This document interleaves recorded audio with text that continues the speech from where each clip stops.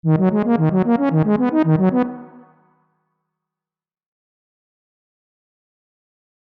I was younger, I had an assumption about certain games, specifically about the first couple seconds upon starting them. First, if your game started with a made with Unity splash screen, then it better be free. Second, if your game did in fact start with a made with Unity splash screen, then it was probably going to be a very shitty and very cheaply made game. We all know about Unity asset flips, a term coined and made popular by the Jimquisition.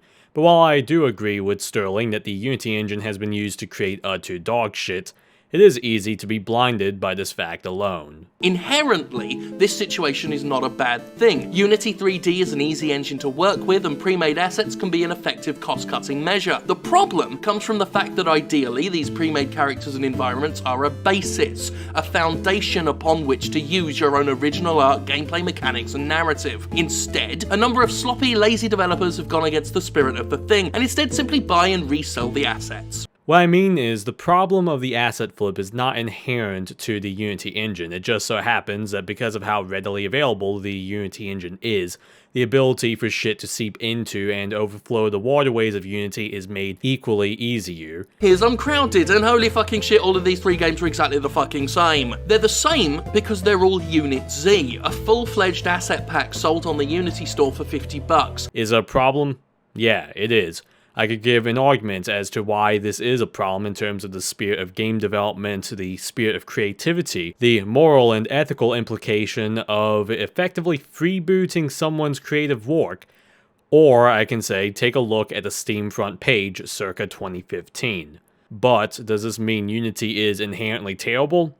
No, unless you think, say, Skylines, Cuphead, Hollow Knight, Rimworld, Superhot, or Superliminal are bad games. Unity is merely a game engine, and a very powerful one at that. Unfortunately, it has been branded just as much for being the foundation of Superhot as it has the reason half of the entire Steam library of shitty games or these questionable itch.io creations exist. Yet, this video isn't about asset flips at all, nor is it about Unity in any single way. Instead, this video is about, third, if your game starts up in a small window and I'm presented with a screen that looks like this, your game is a shitty RPG Maker game. It's pretty obvious just how much my opinion on this has changed, given that I simply figured out good RPG Maker games exist. Yet, the journey to get to this point wasn't that easy. I'd say by the time I played Yume Nikki, I recognized the potential of RPG Maker as a game engine. Looking into it, I began buying a few games here and there that were RPG Maker games with the intention of eventually playing them. Corpse Party was one of the games I bought on a whim and never ended up playing. Yeah, I know this is the big one when it comes to RPG Maker games as a whole, much less RPG Maker horror games, but all I can say is I've been slacking a bit when making this video. Look, I have one question. Why are there so many RPG Maker horror games? I feel like I'm either blind or a large percentage of notable RPG Maker games also happen to be horror games. Don't get me wrong, there's RPG Maker games that aren't horror games, but there really is a lot out there. And the thing that makes this especially more perplexing is how these horror games really aren't RPGs. How I'm going to find an RPG is on the basis that how it stands out from any other game is the presence of stats, skills, health bars, inventories. I mean, on one hand, almost every modern video game is an RPG to some extent, but we're all familiar with the standard affair. Turn-based battles, of which RPG Maker is mostly designed for, take their design from tabletop RPGs like D&D. A lot of these games, I've found, hardly make use of these RPG mechanics, sometimes completely devoid of battles themselves. But, with each game, I'll discuss this further. I think the first RPG Maker game I played happened to be a game I discovered while browsing itch.io. Hello Charlotte is an RPG Maker game, the first one I ever played to my memory. Yet only now do I realize I remember nothing of it. Just looking at the screenshots on the game's download page has me wondering why I didn't play Yume Nikki before this. This game also has two sequels, both of which are not free, but are available on Steam for a pretty low price. The very first thing this game starts with is the default RPG Maker title screen, with a picture of a white-haired anime girl followed by an ominous cello. After some prologue text, you meet Charlotte, who just stands here all day until you run game.exe. Yeah, until that moment, she is suspended in time and space for eternity, a punishment filled with agony and torment.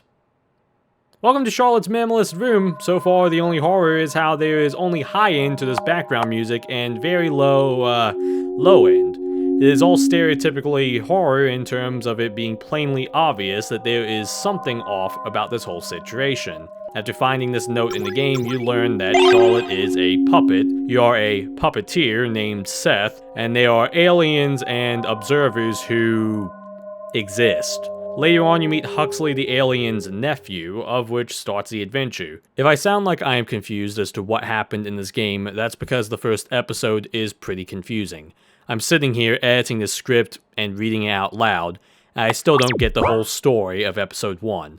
All I'm doing is laying out exactly what the game shows you. Upon breaking the fourth wall, dividing Charlotte's world and the TV world, welcome to where most of the game takes place, sort of. Okay, you see, this is clearly a mansion at night, but this is the first of many different TV channels, I suppose. How the game progresses is by going in and out of these TV worlds, almost Mario 64 style, and it just so happens this first world is darker than my phone screen in broad daylight. I can barely see anything, it is worse than a 2011 Minecraft Let's Play, and it isn't exactly clear what I'm supposed to do. Though, some advice, if you plan on playing this game, play this game at night, not because it's better for the atmosphere, but because if any light can reflect off your computer screen, you'll be unable to see anything in this map. What you're seeing has been brightened in post. Now, if you aren't a moron, I suppose, like I was, you may notice this lamp here that isn't in fact a light fixture hanging from the ceiling. Grabbing it makes the game approximately 750 times more playable.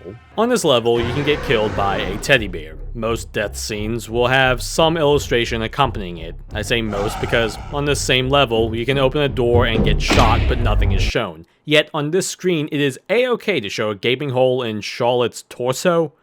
I mean, look, what violence is okay to show? Is it okay to show a wound the size of a cannonball but not a head blown off? Can a severed head be shown but not the body itself? What about dual hands? Oh, and what about cartoon versus realistic depictions of injury?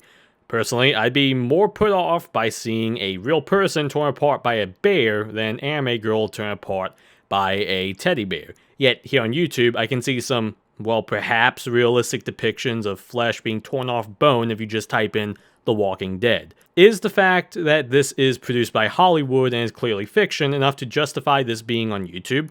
Look, all I'm saying is that I had to check YouTube's community guidelines to ensure this video could be uploaded because, in my opinion, YouTube really doesn't make enough of a distinction between someone uploading a snuff film on YouTube and someone uploading pure fiction. So while I've been rambling about YouTube's community guidelines, welcome to the next graphic depiction of death. Or it would be graphic if it didn't look like Madame Tussauds anime wax museum went up in flames. This part of the game makes no sense as to why it even exists. In my opinion, you could cut the scene out and start it where Charlotte enters the TV and just ends up in this waiting room that takes her to the rest of the game. The only thing relevant in this teddy bear map is this girl that sort of reminds me of Muffet. Otherwise, it is a lot of brute force problem solving that transitions into the next part of the game as smoothly as driving on the Belt Parkway, or this metaphor. Now, it is at this point that the game actually starts to get good. The environments no longer look like a generic mansion tile set and instead look, well, creepy and weird. I'm not going to continue describing the rest of this game, this is where we stop. Instead, I want to comment on this game's weird obsession with breaking the fourth wall. Really, there is no fourth wall, it is consistently meta, honestly to the point of annoyance at some points. For instance, you don't necessarily play as Charlotte, you play as Charlotte's puppet master. So I suppose it makes sense why she looks at the camera and speaks directly to you so many times. Now, where I originally concluded this segment on Hello Charlotte was by only discussing the first episode. I have now completed the second episode and can say it is much more enjoyable than the previous one. Yet, there is a very important difference between this game and the original. There is a better structured conflict. My main problem with the first game is you have to go and find someone who is lost in TV world. Alright, that's cool, but what the fuck does a mansion have to do with this? As I said before, could this not be cut out? Episode 2 maintains these pocket worlds to some degree, but I feel like it all becomes more psychological than in the first game. For instance, a lot of this TV stuff we can take as it happening in the continuity of the world of this game, not just in Charlotte's head.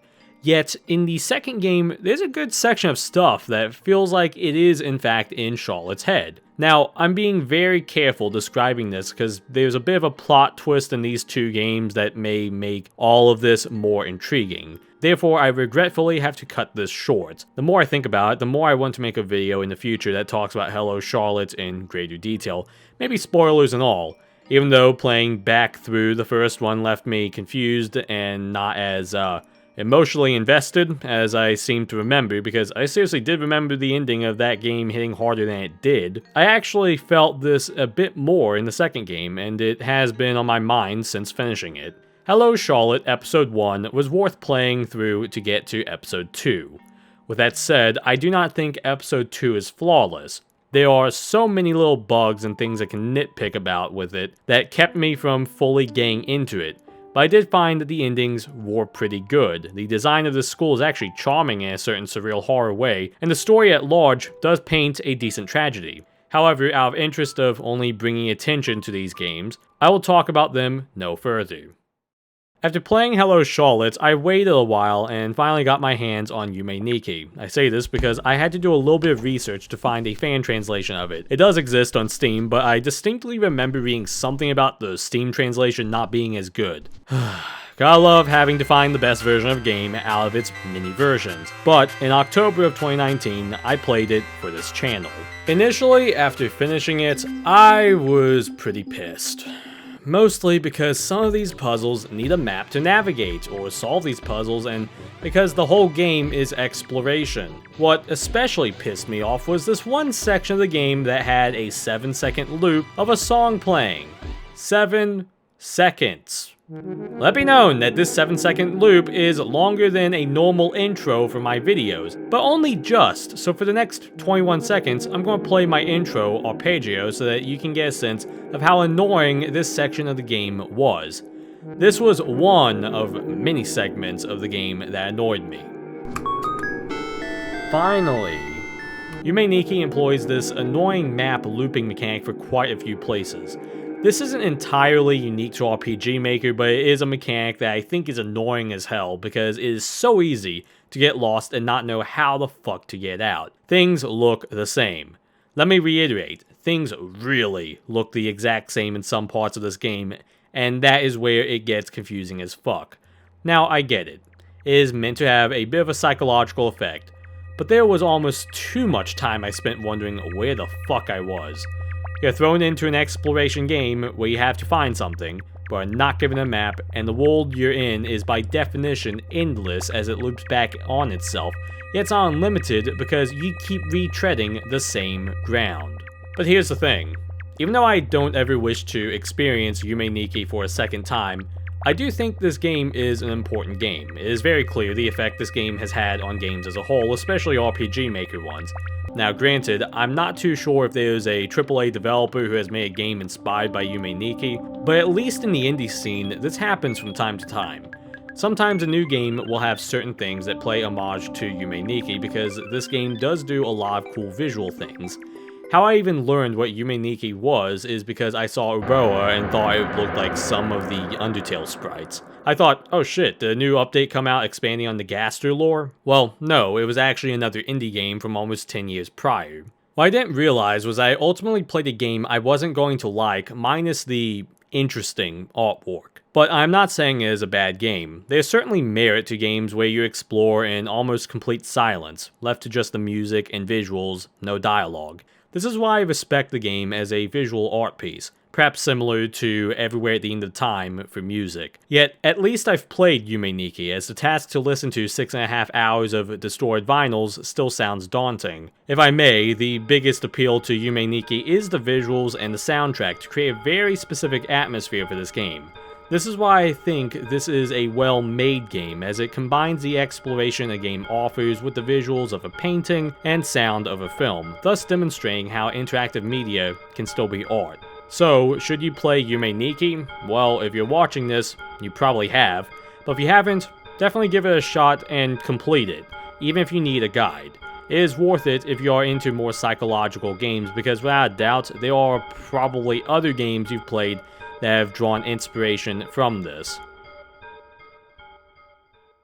So moving on to the second to last game of this video, Misao is a game developed by Sin that sort of reminds me of Persona Revelations on the PS1. And I swear it is a bit beyond the fact that it takes place in a Japanese school. The game follows your choice of boy or girl and is about a curse that is inflicted on the whole school by a girl who died a few months prior to the start of the game. Go figure, the girl's name is Misao and you have been tasked with finding her. Now, this game does something kind of interesting for a few minutes. There are a lot of different ways of dying, and in fact the game keeps track of how many different ways you die.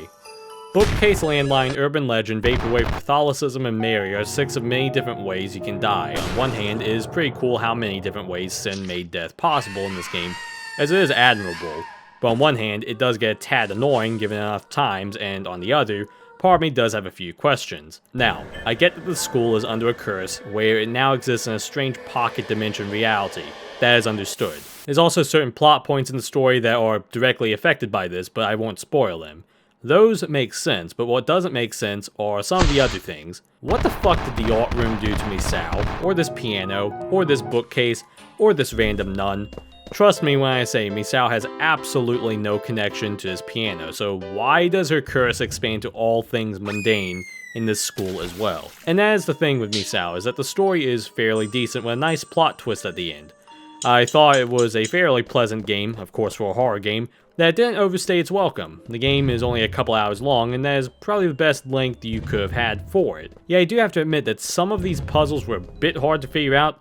This screen in particular made no fucking sense to me, because it felt like everything I was doing ended in failure. And the funny thing is, I sort of knew what I need to do in order to not be killed by the scientist.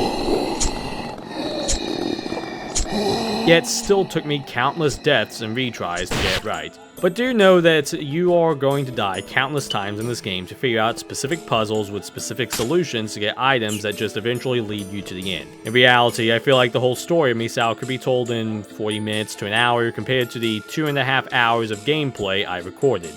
Again, most of this is me having to retry after dying in different ways. But the story itself really does not feel that substantial to me until the end. So for a short game with a lot of different ways to die, some interesting puzzles, and a mystery element to it, $5 isn't too bad, or even less when it's on sale. Supposedly, the Steam version of the game, Misao Definitive Edition, has things the original did not, along with new graphics. I'd say get the Steam version if you want to play this game, as even though the original translation is free to download, this version adds to the in-game content and actually enhances the story, at least based on what I read and what I played. In addition, if you do look up any guides for the game, you may notice some things are different between the original version and the Definitive Edition. Notably, the keys that progress the game not being, say, a broken cell phone, but parts of Misao. Okay, the fact that you don't have to find Misao's brain in the Definitive Edition kind of disappoints me because 1, that's metal as fuck, and 2, now the only thing that makes this game a horror game is this mad scientist. Speaking of using mad as an adjective before a word, this is Mad Father, another game by Sin that I think is superior to Misao. My biggest issue with Misao is that it was just a bunch of puzzles that eventually led to a bit of a lore dump. Yeah, you do find out about some characters and their relation to Misao, but otherwise, this game was primarily a collect the artifacts to win sort of game. And that's the other thing I need to talk about as well, is how RPG Maker is used to tell a story. If you've noticed, none of the games we've talked about in this video use any standard RPG elements. There are no battles, no leveling, but there are items and such that are used in the game. This is why I think RPG Maker is used for so many horror games, and really just story-focused games. Imagine if you took a visual novel but added just enough interactivity where it is more than just reading a book. Planetarian is very straightforward, you just read. But the moment you add in a moving mechanic, you now have a walking simulator where you walk around and read dialogue. But add in a keycard element, and well, you're just 2 steps removed from being Doom. No joke, all you're missing is the fighting mechanic and you could be considered a shooter. Make it 3D and now it's Doom. Make it have leveling up and health and magic bars, it's D&D. The point I'm making is one that should have been obvious to me before. The reason RPG Maker is used to tell stories is because it is very straightforward and accessible. Consider the following: you have gathered a group of friends around where they get to interact with you, the storyteller. They get to progress through the story, even though it is linear, at their own pace of discovery and adventure. I'm describing D&D again. Even though you may not be rolling dice to progress through the story, the engine still allows for certain tools to exist to tell these stories. In a way, not using the battle system in D&D now focuses the storytelling more on dialogue between characters at the end of the day. Mad Father does this and more. Ironically, it might be the most RPG of all the games discussed in this video. Yeah, you've got items, keys, a map to walk around, but where the hell are my health bars, my stats, my race, and my class? Well, remember, these aren't actually important to tell a story. They're merely tools to tell the story. But not every story takes place in a Tolkien-inspired fantasy world.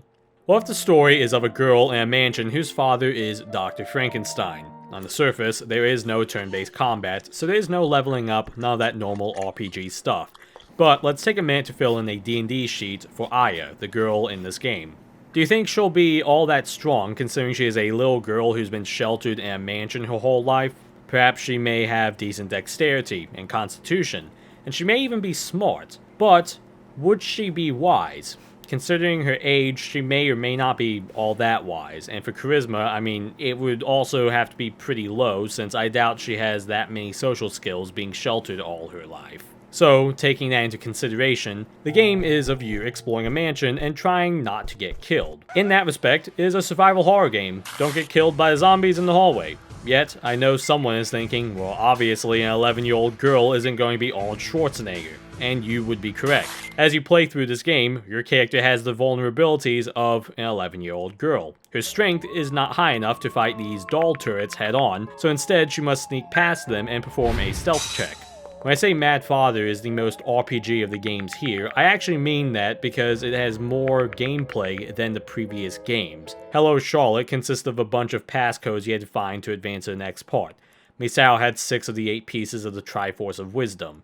Yume Nikki had much the same by collecting the 24 effect eggs. But Mad Father has mostly stealth elements and clever and not so clever puzzles. Picture puzzles are unforgivable and should never be considered a gameplay mechanic. But onto the story, I just find this one to be more fleshed out and better balanced in comparison to Misao. What I mean is, I think the story of the game is told fairly evenly throughout the whole game compared to Misao, where a majority of it is almost just a lore dump at the end. Oh, and there is a lot that happens in the story. Dolls tried to kill you, betrayal, dolls in places they shouldn't be, underground lab shit, sentient maid dolls, orphans, beheaded dolls.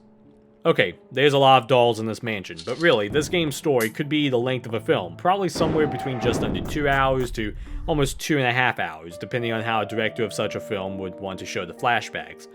Personally, I think this would be better suited as a miniseries. Each episode is an hour long, and there's 4 or 5 episodes. My footage for this game is just under 5 hours, but it was a very enjoyable game. I mean, let me just say that this is the best looking game so far. The biggest example of this is compared to Misao, the characters don't look as squished as they do. Then compared to Hello Charlotte's default RPG Maker sized sprites, there is more detail to just Aya's walk cycle than a lot of other sprites. In fact, this whole game feels quite a bit different to a normal RPG Maker game. Well, here's the thing, I've been lying to you because we haven't been talking about a single RPG Maker game since 14 minutes 57 seconds. Misao and Mad Father were actually created in Wolf RPG Editor. Looking into it, Wolf is a very similar program to RPG Maker. I suppose it could be like comparing Unity and Unreal, there's probably multiple differences between the two. But from a non-game developer standpoint, these two engines are practically the same. Yet, this now brings me to a bit of a problem. When I first started making this video, probably just over 6 months ago, I started with a bit of research. I found the RPG Maker wiki, which allows me to sort by horror games, and began clicking on a few that looked interesting. Funny enough, none of the ones I clicked on were actually in this video, but I kept coming across a weird pattern. These RPG Maker games were not always made in RPG Maker. Of the games I clicked on that night when I started my research, only 2 were made in RPG Maker, Ib and Omori. Ib I was unable to record properly when I tried to play a couple months ago, and Omori, well, I clearly never got around to playing that, so, I don't know, maybe I'll play that sometime in the future. But now I have one last question to present for this video before I lie for a third time. What is an RPG Maker horror game? Is it a certain design to the game that makes a game feel like an RPG Maker horror game, almost as if it is a genre, or does it have to be a horror game made in RPG Maker? Because after all, why does it need to be made in RPG Maker anyway? Look, all I'm saying is that a lot of these games I've played today hardly make use of the RPG mechanics that are offered out of the box with RPG Maker.